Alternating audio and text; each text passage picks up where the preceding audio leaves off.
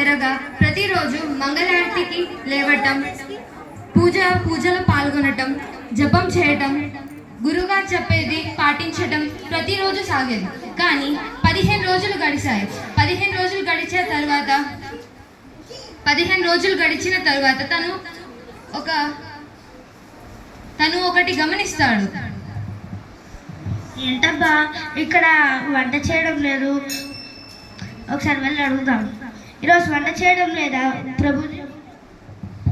ఏకాదశి తెలవదా? ఏకాదశి అంటే ఏమిటి?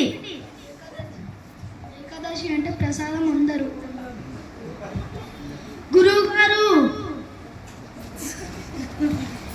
ఈరోజు ప్రసాదం వండం, ఎందుకంటే ఈరోజు ఏకాదశి. ఒకవేళ మీరు నా చేత ఏకాదశి చేపిస్తే ద్వాదశి చూడలేరు.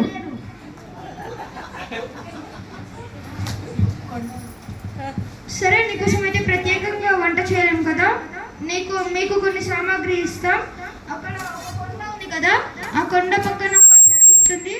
ఆ చెరువు కాడ వెళ్ళి మీరు వంట చేసుకొని తినండి. సరే గురువుగారు.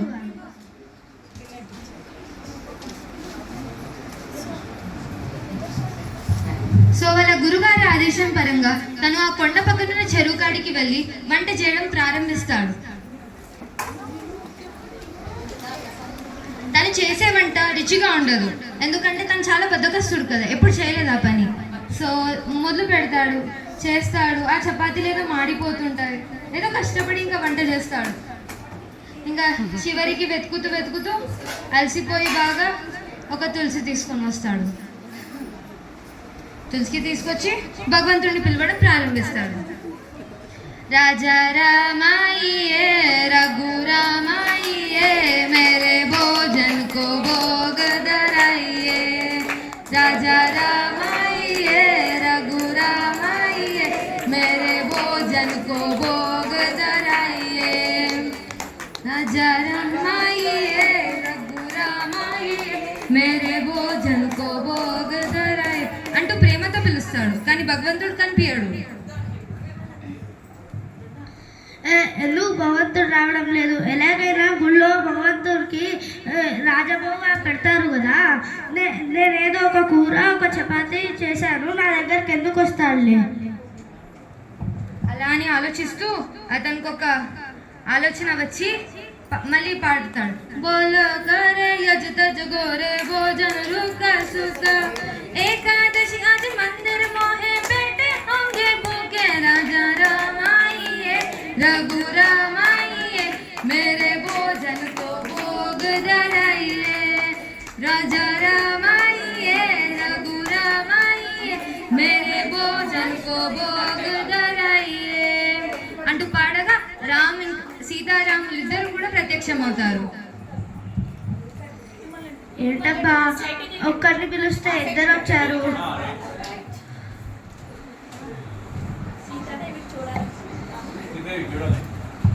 వచ్చాం, ఆనందంగా లేదా?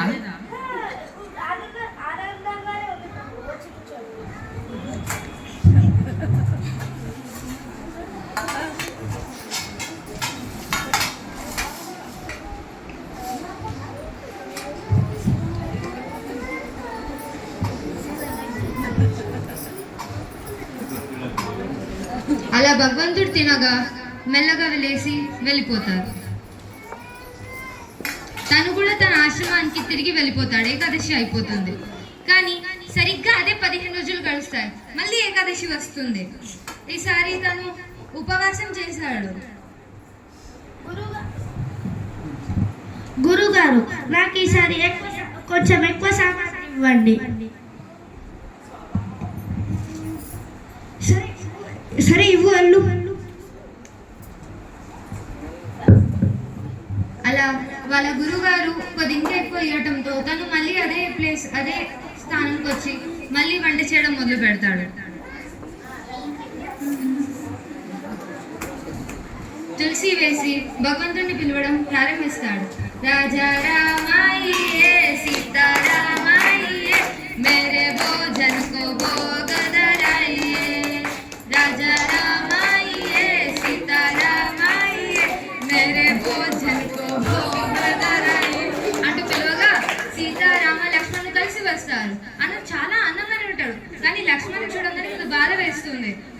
ఎందుకంటే ఇద్దరికి వండితే ముగ్గురికి వండితే ముగ్గురు వచ్చారు కాబట్టి. తను లక్ష్మణ్ వైపు చూస్తూ ప్రసాదం వైపు చూస్తాడు, లక్ష్మణ్ వైపు చూస్తూ ప్రసాదం వైపు చూస్తాడు. మనసులో అనుకుంటాడు ఏదో. ఏంటబ్బా ఇద్దరిని పిలిస్తే ముగ్గురు వచ్చారు. మేము వచ్చాము ఆనందంగా లేదా?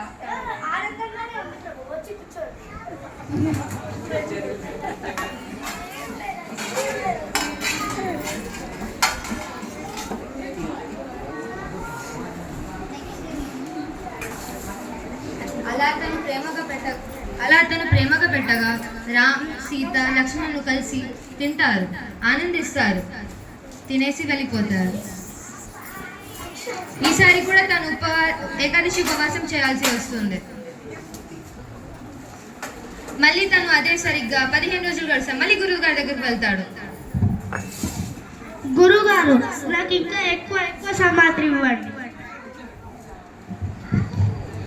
సరే, ఇతను లావుగా ఉన్నాడు కదా, కొంచెం సాయంత్రం కూడా ఆకలిస్తుందేమో, కొంచెం ఎక్కువగా సామాగ్రి ఇవ్వండి.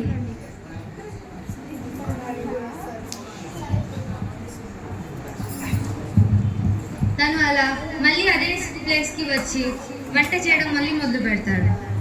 కానీ ఈసారి నలుగురు కోసం అని చేస్తాడు. రాముడు, సీత, లక్ష్మణ తన కోసం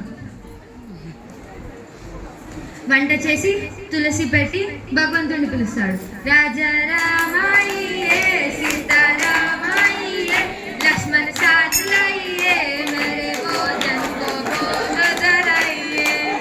राजा रामाये सीतारामाये लक्ष्मण साथ लाइए मेरे भोजन को भोग धराइए అంటూ ప్రేమతో పాడగా రామ, సీత, లక్ష్మణ హనుమాన్ సమేతంగా వస్తారు. హరి బోల్. కానీ తను ఆనందపడతాడు. కానీ సడన్ గా హనుమాన్ని చూడంగానే చాలా బాధపడి హనుమాన్ని చూస్తూ ప్రసాదం వైపు చూస్తున్నాడు. హనుమాన్ వైపు చూస్తూ ప్రసాదం వైపు చూస్తాడు. మనసులో అనుకుంటాడు మళ్ళీ, ఏంటబ్బా ముగ్గురు పిలిస్తే నలుగురు వచ్చారు. మేము వచ్చాము ఆనందంగా లేదా?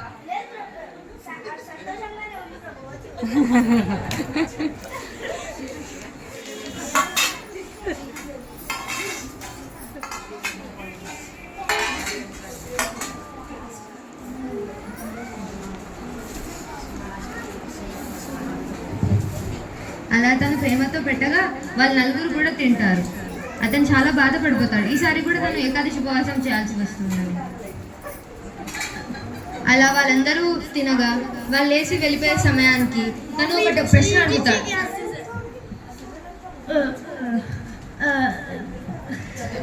ప్రభు, మీరు ఈసారి ఎంతమంది వస్తారో ముందే చెప్పండి, అంత సామాగ్రి తీసుకొచ్చి అంతే వండుతాను.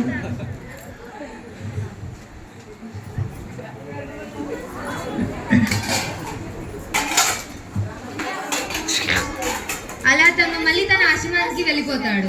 ఆశ్రమానికి వెళ్ళిపోయినాక ఈసారి మళ్ళీ 15 రోజులు గడుస్తాయి. 15 రోజులు గడిచాక మళ్ళీ తన గురువుగారి దగ్గరికి వెళ్ళి ఇంకెక్కువ కావాలని కోరుతాడు. గురువుగారు, నాకు ఈసారి ఎక్కువ ఎక్కువ ఎక్కువలో ఎక్కువ సామాగ్రి కావాలి.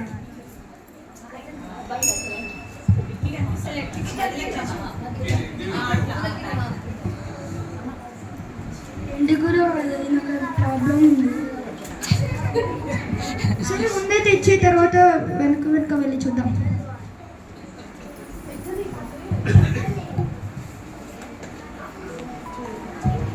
తను అలా వెళ్ళిపోతాడు.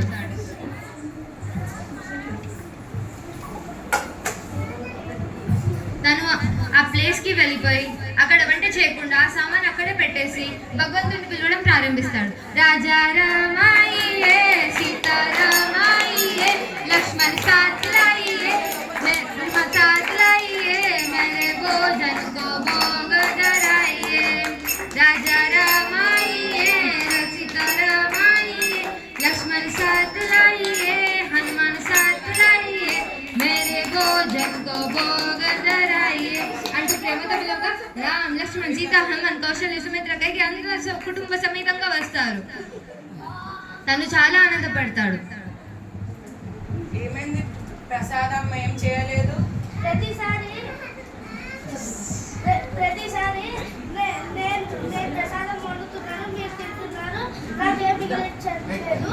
అందుకని ఈసారి మీరే వండుకొని మీరే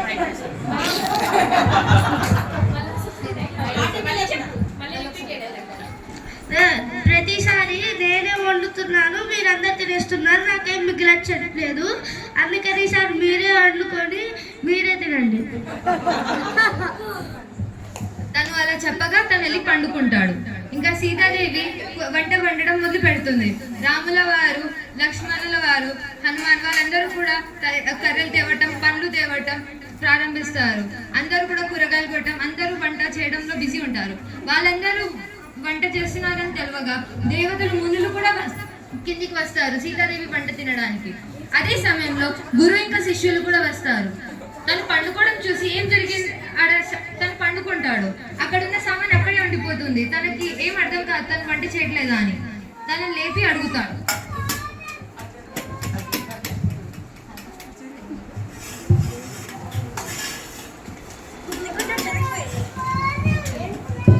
ఏంటి నువ్వు బస్తాలు సామాగ్రి అంతా అక్కడ పడేసి వచ్చి ఇక్కడ పడుకున్నావు, ప్రసాదం చేసుకోవట్లేదా? అక్కడ ఎంతమంది చేస్తుంటే మీకు కనిపించడం లేదా గురుగారు? ఎక్కడ ఎవరు చేయట్లేదు, ఏం ప్రసాదం ఉండట్లేదు, నువ్వు ఇక్కడ పడుకున్నావు. ప్రభు, మీరు ప్రత్యక్షం అవ్వండి, లేకపోతే మా గురువు గారు నా మీద నిందలు వేస్తారు. సరే కనిపిస్తా.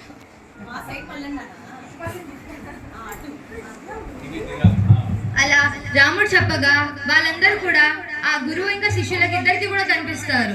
తను చాలా ఆనందిస్తూ బాధతో తను కింద పడిపోయి ఇలా మాట్లాడతాడు. ఏంటి ప్రభు ఇది? ఇన్ని సంవత్సరాలు మీకు సేవ చేస్తూ మంచిగా చూసుకుంటుంటే నాకు ప్రత్యక్షం కావలేదు, కానీ ఇతనికి ఎట్లా ప్రత్యక్షం అయ్యారు? అతని సరళత్వం ఇంకా ఆయన నన్ను పూర్తిగా నమ్మాడు, అందుకనే ఆయనకి ప్రత్యక్షం అవ్వను.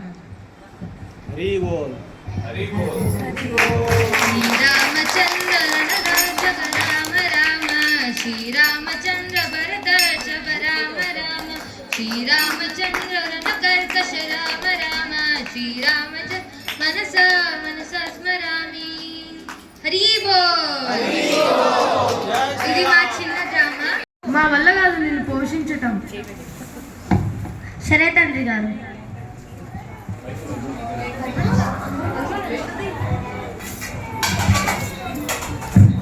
అలా వాళ్ళ నాన్న చెప్పగా తను ఆశ్రమం వెతకడం ప్రారంభిస్తాడు.